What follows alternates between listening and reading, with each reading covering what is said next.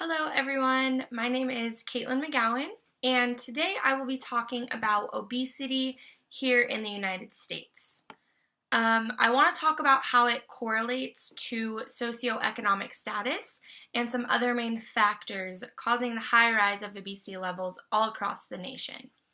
I'm going to be talking about how obesity levels have been rising for all socioeconomic groups and how some groups are more affected than others. So that's just my general topic that I'm going to be talking about today. I want to start going into my first point, and I want to start talking about the leading factors that cause obesity and how obesity is measured. So just so everyone can have a generalized understanding of what obesity is defined as weight that is higher than what is considered a healthy weight for any given height. Body mass index, or BMI, is used as a screening tool for overweight or obesity. In simpler terms, a person 5 feet 4 inches tall is obese if she or he weighs 174 pounds or more, and a person 5 feet 9 inches is obese if she or he weighs 203 pounds or more. So that's just kind of how obesity is measured. According to the United States Center for Disease Control and Prevention, 1/3 or 70% of United States adults ages 20 and older are overweight or obese, which means that well over half of our adults in the nation are overweight. With that being said, studies do show that socioeconomic status does actually play a huge part in these statistics. Although 70% of adults are overweight, obesity is primarily among women. While being tested, women showed to be 5% more overweight than men, and Black adults to have the highest number of obesity rates. Studies also showed families with a lower income were more likely to be obese opposed to people with a higher income. While studying the correlation between obesity and socioeconomic status, I did discover that obesity starts at a young age. It starts with how children are raised and what a parent provides for their child. For example, if a child is taught at a young age that eating fast food every night of the week is normal, that child will start to develop those traits as well. Let's see. Ann Arbor from the University of Michigan said, for a long time, researchers have tracked high rates of obesity among Black and Hispanic kids, but a closer look at communities show family income matters more than race in predicting which kids are overweight. So looking at those studies, I did see that a lot of the obesity in America has a lot to do with the income, like I just stated, and like Ann Arbor just said. It does have to do with a lot about the income.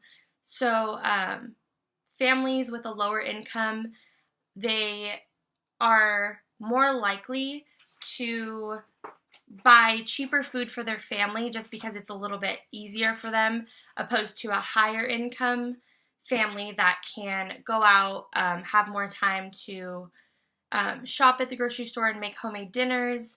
So yeah, that's kind of the difference between low income and a high income family and kind of what they eat. My next point I want to talk about, obesity is a huge health risk and is one of the leading causes of death in the United States and worldwide.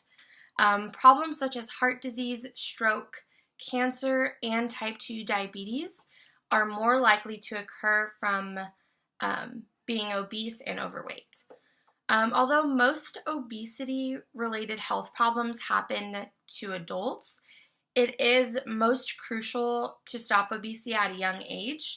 The problem with becoming obese or overweight at a young age and not taking the precautions of stopping it at that young age It just means that there's a higher chance for the child to remain overweight or obese as an adult, and it is harder for adults to lose weight opposed to a child with a fast metabolism to lose weight.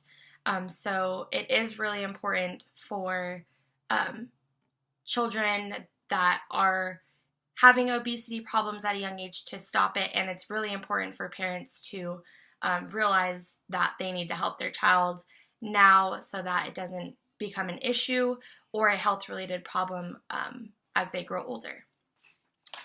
I also wanted to talk about, back into my point, how convenience has a lot to do with why United States is the highest nation of obesity.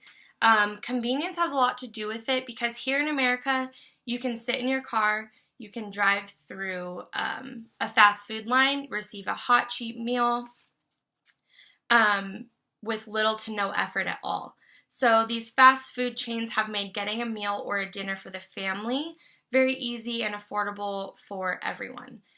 When adults work all day, they just want to get home, don't feel like cooking, so kind of going to McDonald's would be an easier way to have dinner ready, not have to do much work.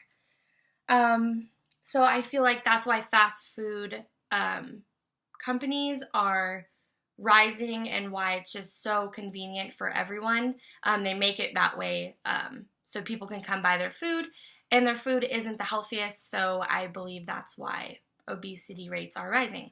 I also printed out this chart. I wanted to show kind of how the difference between 1950 and now is, the portion sizes. So portion does have a lot to do with obesity as well. So the average restaurant meal today is more than 4 times larger than it was in the 1950s. So I kind of printed this out so you could see right here is the size in 1950 of the fries, burger, and drink. And here is the size now. So you could see it's just a lot larger. So Americans are intaking a lot more food, bigger portions now, which is a huge cause of obesity. So let's see.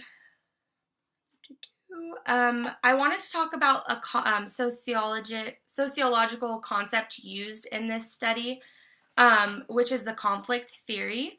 The conflict theory is one of the primary 3 sociological perspectives used by social scientists to study the mechanics and structures of society.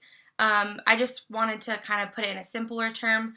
Conflict theory is simple, and it proposes that in society there is inequality between individuals and between groups, which causes a battle of ideas that influence and reinforce social structures, trends, and standards.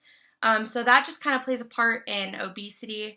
And just to conclude it, obesity is not a disease.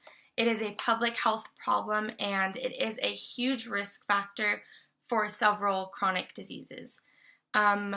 I think as Americans and worldwide, I think if we come together and we kind of start understanding environmental factors can contribute to a better understanding of obesity, that will help us kind of tackle obesity altogether. So yeah, that was kind of my conclusion on obesity, and thank you so much for listening, and have a good night. Thank you.